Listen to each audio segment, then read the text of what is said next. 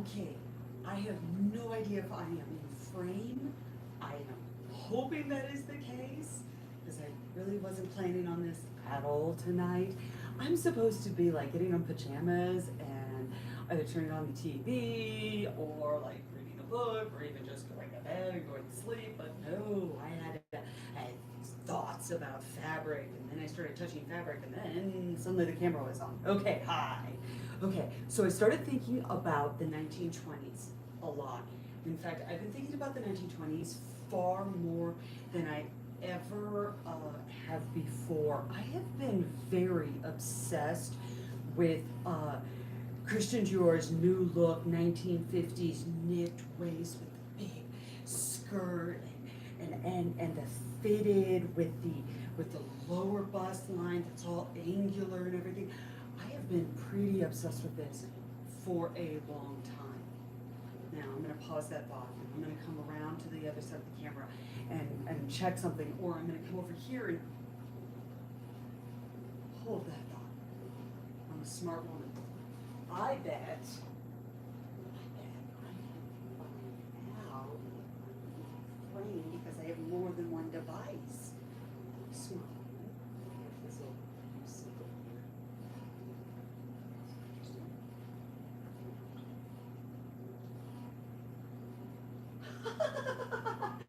I am watching myself on camera. That is so wrong.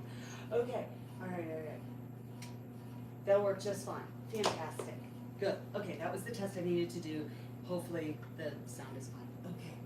So, and I need to not yell because I know that I have a microphone and both kids are asleep. All right. Where was I? All right. So I started thinking about the 1920s because I've been doing the Haslam sewing thing. And the Haslam thing has been an absolute dream. That has opened up all the sewing for me. It just made sense. It made sewing make sense for me, and then all of a sudden I started really sewing. And the drafting I enjoy because it's just like geometry, and I really like geometry. Like 8th grade geometry still, and probably still is, one of my favorite classes that I ever did. Okay. So I went all the way back to the 1920s with the Haslam designs and everything, and then I started making things, and then I started looking at all of the designs, and I realized they're crazy simple. I mean, the 1920s had a very set concept of angles, and it really, okay, they absolutely did do darting where needed for bust line adjustment. This just makes sense. They refer to it in the books, and if they aren't actually drawing it in on the drawn pictures of, ooh, isn't this a pretty dress? Please remember, this is a drawing. It's fantasy. Any drawings of a pattern, that's a fantasy.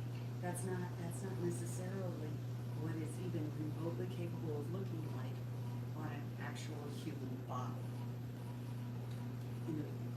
So I started joining a whole bunch of Facebook groups that were posting a bunch of 1920s real women photos of actual, not Hollywood, and people's ancestors. You know, this is my great-great-grandmother who came over and did this, and they would do, this was their job, and they lived here, that kind of stuff.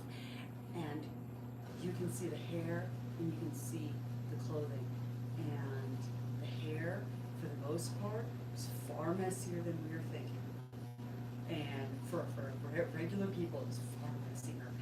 And the clothing just looked comfortable, like really comfortable.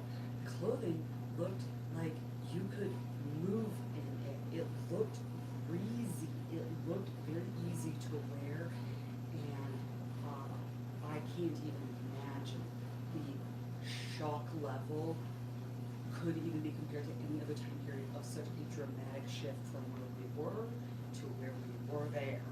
I mean, the level of just jaw-dropping shifting on what people were looking like, what was being accentuated, how things were coming together. This was crazy.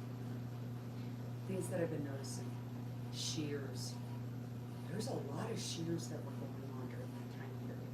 A lot of layering of of shears, intricate beadwork, lots of detail in the actual material, but not necessarily the design and the cut. The material was the thing to show off. So large panels of things were very, and right here in the front of going, look at this amazing fabric, it's right here. And then we get to the hip stuff.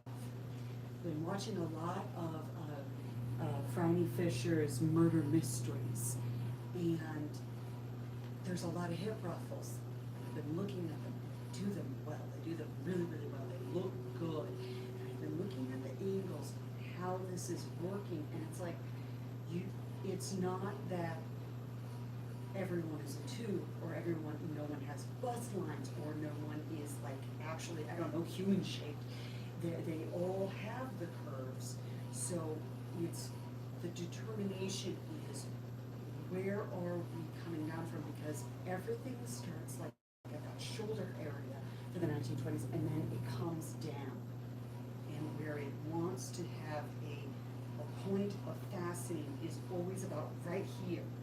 And then after that, everything up here can swirl and can have body and movement, because none of this is going to be fitted.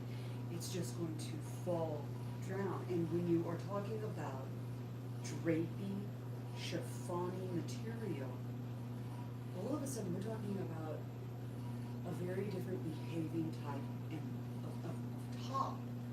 We're not talking about that strong cotton that doesn't move. I need that 1920s dress out of that cotton. And although I love that dress, it's fun, it doesn't feel right. And it doesn't look right for the time period because it's not the right material.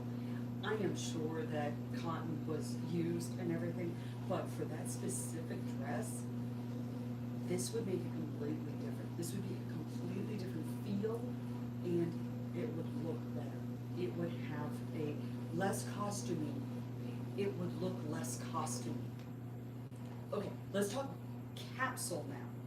Because if we're talking about shears that are overlapping each other, and the big one has been that it's the under shear thing, it was totally normal to see the bands and the cutoff right here, and to even have it draped down where the slip was actually showing, because that's your undershirt.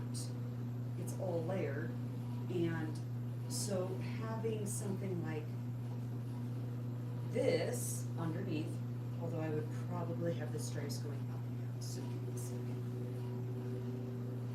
I really like this material. I could even double layer that, but that is a princess slip underneath it, and have that underneath, and then have this beauty as the dress that goes over the entire thing. But this can have a V down, or it can be a tunic type of thing. I've been seeing a lot of, tunic, where it almost like a ghost in a costume, where you cut a slit and you put it over your head, and then you tie it right here. Only imagine a beaded panel, or a intricately worked lace number of some kind, or a very special velvet. And then your slip would show on the side, but it's the nice stuff, so it's okay, I think. Now I already have this one as a slip, and then I started looking in the closet, and I realized that all of these materials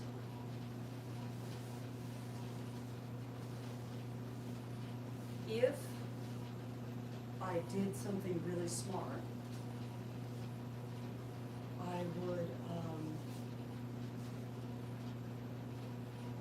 I would strategically plan on using each one of these in a way that all of this can complement each other, and use the same shoe, purse, hat, and coat. Because that would actually be a capsule wardrobe for a vacation. If you did this right. If you really, and, oh, I have an idea. Okay, so costume college is coming up. Okay, no one can hold me to anything that I'm saying right now. I am totally pipe dreaming right now. This is just what in the universe Nora is imagining things. Okay, so costume college is coming up. Oh, I'm going. There's no way. I'm going. I will mask up. I will try. And I know that you are encouraged to wear street clothing, mundane throughout the, thing so that you're actually comfortable. But the truth is that this is more comfortable than jeans for me. So, and I'm not talking about big hats or anything encumbered. I can take one seat. I need to be basically wearing loungewear. So I'm thinking I'm going to be fine. Anyway. What if I did a vacation capsule 1920s wardrobe? That would be useful because you plan your dresses, plan the slits, how everything overlap, because there was this post on Facebook of this gorgeous green dress. And what I noticed, no one else seemed to notice this one, but I noticed they had two different dresses. And there were two different photos, one with it on the front and they matched each other, but they were different in their beauty. So when you saw them overlap each other, it changed the feel a lot, actually. That was really neat. And it had a matching cape, which was just drama. Oh, amazing. I need more capes in my life. So with the understanding that I've got this, and let's make it seasonal. Let's think summer, with the ability to go inside with air conditioning. So there must be something long sleeves that goes with everything, which went back to the lightweight coat. Okay, I love this idea. Okay, I'm going to do this. I'm going to put this over, and I want to show you my 1930s dress update, because I need to think about this. I need to mull. I love this idea.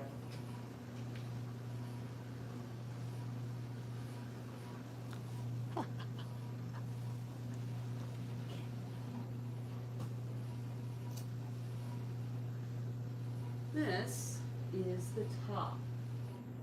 I could not be more pleased. Let me see if I can get this to show well. Oh, good. Yes, it does. I am absolutely in love with how this came together. This looks so nice. Okay, this is going to have a collar and a very dainty bow, very elegant, very not frilly bow right here. And this is going to be a placket coming down, and I have buttons. They are around here somewhere. As soon as I remember where I put them, I will show you. And I did the same thing with, I did the same top stitching on the skirt. So this is the skirt, and everything is coming together really, really well. Oh, this is the front. This is a really neat one. That was the back. This is really neat. It has a V. This and this is on the bias. This part is up and down, and I kept with the top stitched ribbing, I guess. It really made it pop. Without it, it just sort of looked like that. And although that's perfectly fine for the side seam, I wanted this to be far more defined. I like this so much better. All right. Oh, and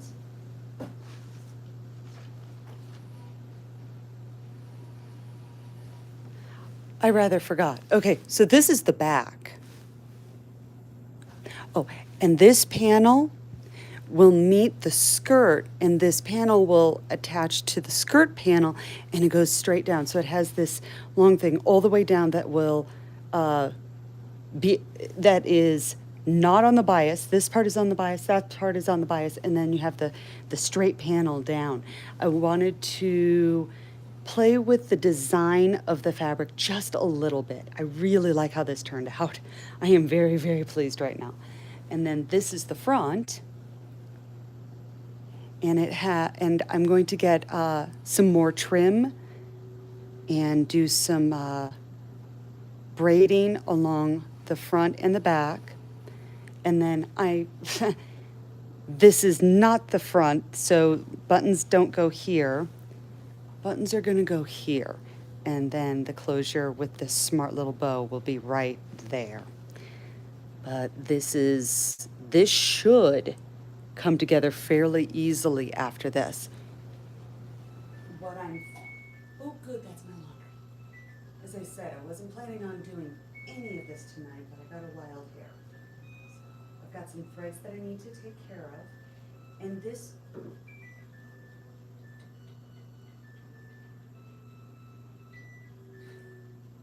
if you can't hear what I'm hearing, this is hysterical.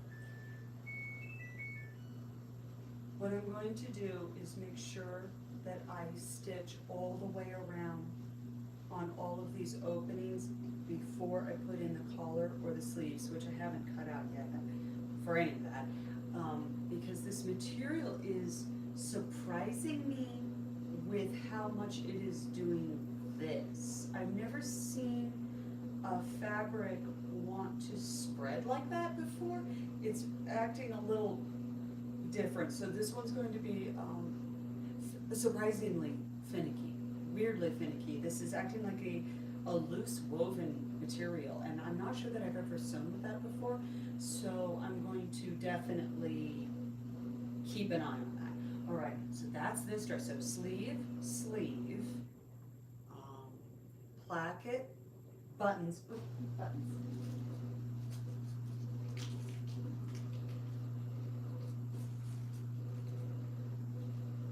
I have decided that every single time I make something neat and I need buttons, that I absolutely get to splurge. And I don't do a whole lot of research on it.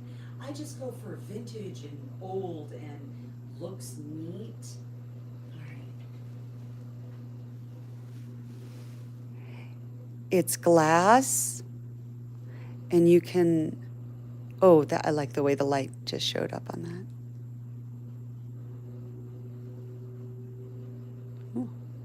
Oh, my camera is good. I like that. Oh, sorry. Will it do it better this way? Nope, not at all. Okay. All right. But I think that these buttons will be era appropriate, perfectly acceptable, and wow, those are really neat. Those are heavy buttons too. Okay, so the next thing that's on my mind, I have two more things. So I had a friend. She gave me some vintage items. Got two of the items. The other, let me share.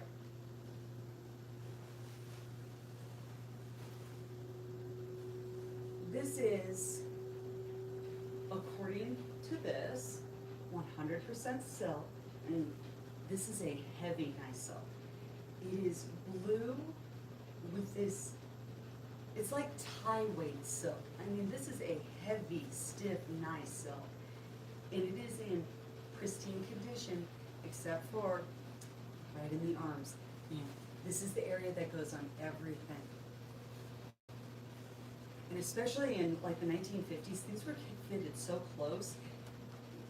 Yeah, that's just a weak spot. But I love this. Look at this. This is absolutely perfect on that. I've sewn that. That's neat. Oh, and then what I really like. Okay, so you've got the buttons. And then you have a hook and eye and a zipper that is inside the pleat. This is very smart. I like this. As an example alone, this was worth getting in my house. But I'm also taking a look at this, and this material is absolutely fabulous. I mean, the only thing that's wrong with it, because I've got the light that I can see through, it's just in the armpits. I really wonder what I could, I mean, this is really, really, really tiny. Like, this would fit almost my daughter, because here to here, I need at least 3 more inches on the waist alone, so this cannot be, and I wasn't expected to wear this or even do anything with it, if not, just as a, you'll appreciate it, and I do. So, but I was given permission, if I wanted to do something with it, I could. Now it is really nice silk, really, really pretty blue and green.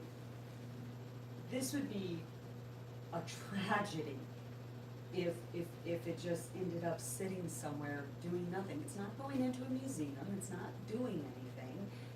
At that point, I'm like, now it's not that color scheme for the 1920s, but I am going to play with this. There is something that I can do that is neat, that is a lot of fabric, it's pleated, there's gonna be something. Okay, next dress.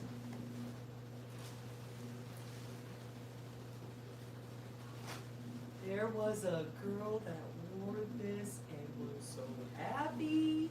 Oh my goodness. Take a look at this. Take a look at this.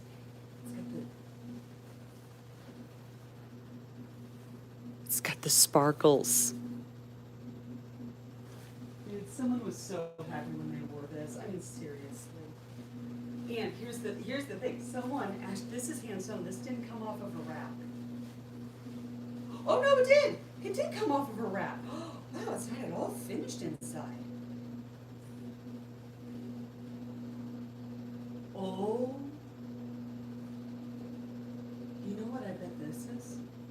I think this is a home sewing, but this is, or local, but this is someone's personal label, which I actually really want to do because I'm sewing enough stuff now that I actually want to put labels in it, but I need something funny. I want something hysterical, or what I do is not worry about it, and then I just do this on a yearly basis and order like 20, and then every single year it's a new label, and then I'll be able to tell what was sewn when because of the label. Oh, I actually like that idea. That was a good thought. Okay, so because that's just fun.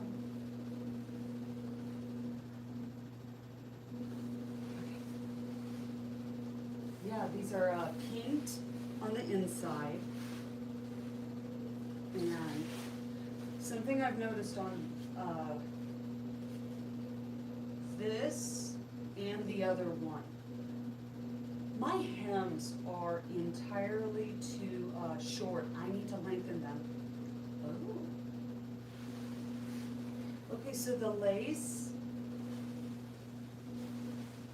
it's sewn at the bottom with a really heavy, and I mean heavy, stiff, like stiff netting.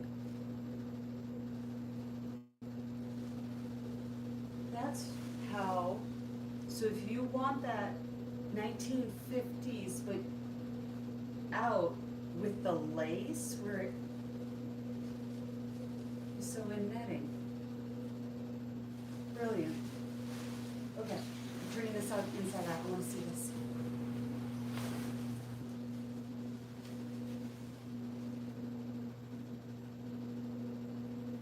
This was repaired in the, oh, this was loved to death.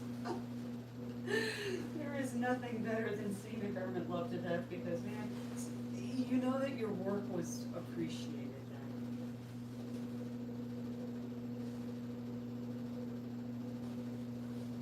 common hand stitched. Oh, wow, that is a tight hem too. Use the pinking shears. No overcast. I'm gonna say local or home with someone's personal label. They weren't bad. They knew what they were doing. They knew what they were doing on this one. This is neat. On the lace applique, you can see where they trimmed.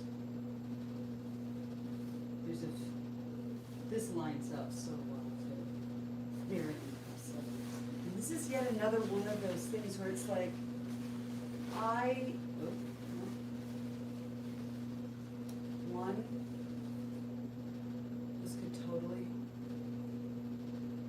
this could adorn another dress in the future and bring more joy, because that's neat. That's just neat, and it's true vintage, which is just plain cool to be able to give it life again on that front. All right, and then there's this. Again, that's a lot of skirt. There's material there. The bodice, there's not much you can do with that at this point, and it doesn't help anything. There's just not much. But from here down,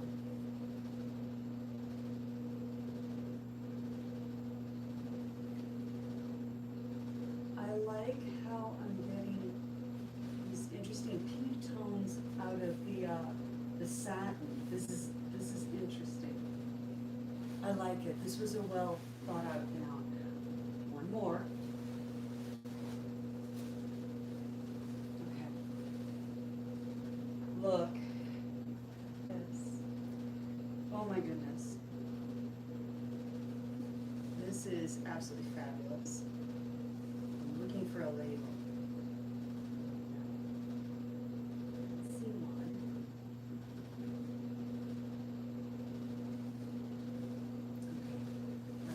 To show you this scalloping. Look how clean that is. I mean, seriously, there is no bunching. There is perfect turns on that. Look at this on the inside. That is such tight. Oh, I'm looking. I need to show it on camera though. Okay. This is absolutely brilliantly nice. And there was lace involved. Look how well that was joined right up there. And on the inside, this is where it gets interesting. You can see that it was taken in at the shoulder. And then just sort of voomp, voomp. And I'm not, and then there's a dart right here, or a little hiccup, and that's where she hit it. That's actually really well done.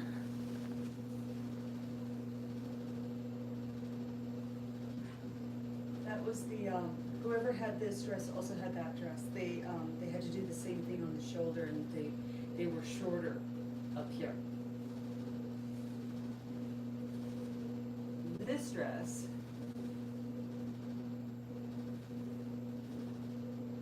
is actually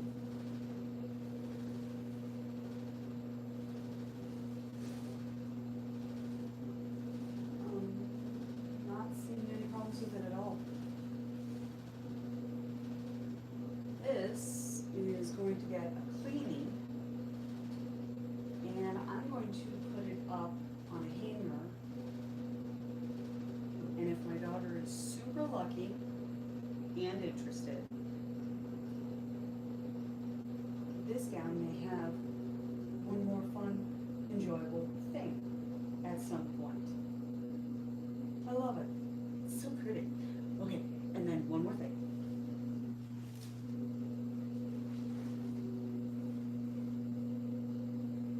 Okay, take a note at the knots right here. This individual did not, they always had too much up here, too much material up here. This was a thing. Ooh, my dryer is done. There is nothing better than fresh sheets, fresh blankets, and then you take your comforter out of your dryer, you put it on your bed. Oh, it's the best. Okay, so, wow, that goes on forever. This is the heaviest, and I mean heaviest slip I have ever held in my life. This is one of those things that does not look at all remarkable. It does not look at all interesting, and then you pick it up and you realize you are touching a material that most likely, I don't think I've touched this one before. So I'm taking a look at the label, and this is neat. Ooh, I'm sorry I'm bumping the camera. I'm not good at this. It's 100% rayon, but take a look at that. I haven't gotten to date it yet, but I'm sure if someone is, there you go. I am also not seeing anything wrong with this at all. I'm going to try to untie this. It is in absolutely brilliant condition. I will carefully go through this, and if there's any repairs that need to be made, I will assess. Okay, right there, could use a little bit of love. That's a little bit of darning. I can do that. I can absolutely do that. It's totally worth it. I will carefully go through the lace. I will reinforce anything that I think needs to be reinforced. I will wash it. And I think I might actually put this into rotation. Oh wow, that was a long slip. Oh wow, they hemmed it. They had to hem that like a lot.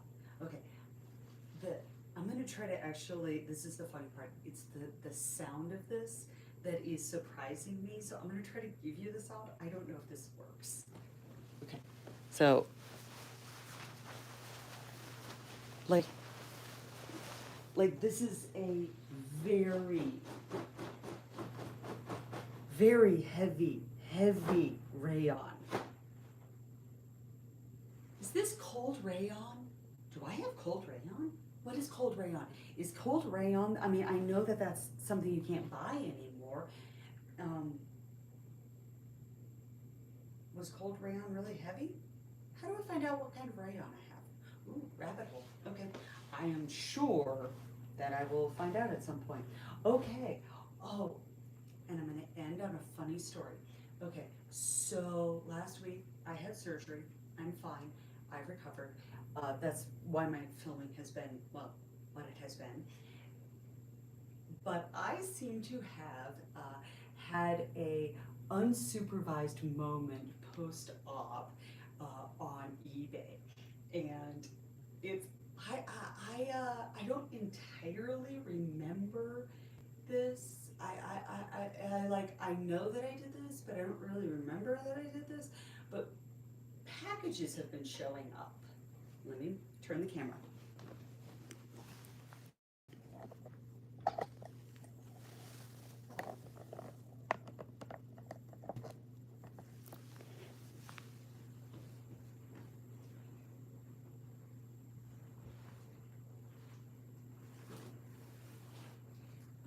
So packages have been showing up.